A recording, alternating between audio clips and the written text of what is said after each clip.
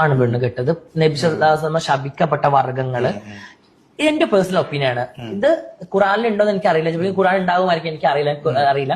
പക്ഷെ നബിക്ക് ഒരാളെ ശപിക്കാൻ പറ്റുമോ? നബി എല്ലാവരും സ്നേഹിക്കാൻ ഉള്ള ഒരാളല്ലേ, സ്നേഹം കൊടുക്കുന്ന ഒരാളെ. ഇനിയിപ്പോ ഇത് ഞാനിപ്പോ ഇതിട്ട് കഴിഞ്ഞിട്ടുണ്ടെങ്കിൽ കുറെ ഉസ്താദുമാരൊക്കെ എടുത്ത് പറയുന്നാണ് അവർ പറഞ്ഞത്. ഓക്കെ, അപ്പോ സല്ലല്ലാഹു അലൈഹി വസല്ലത്തിനെ പോലും ചോദ്യം ചെയ്യുന്ന രീതിയിലേക്ക് ജാസി എന്ന് പറയുന്ന ആ ഒരു പുരുഷൻ അവര് എത്തി എന്നുള്ളൊരു കാര്യം എനിക്ക് പറയാനുള്ളൂ.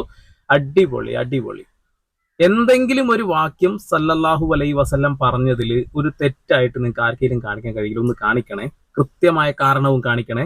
ഇവിടെ ആണ് ആണായും പെണ്ണ് പെണ്ണായും തുടരണം എന്ന വാക്ക് മുത്തുനബി എന്ന് പറയുന്ന പ്രവാചകൻ പറഞ്ഞിട്ടുണ്ടെങ്കിൽ അതിൽ എന്തെങ്കിലും ഒരു കാര്യം ഉണ്ടാവും.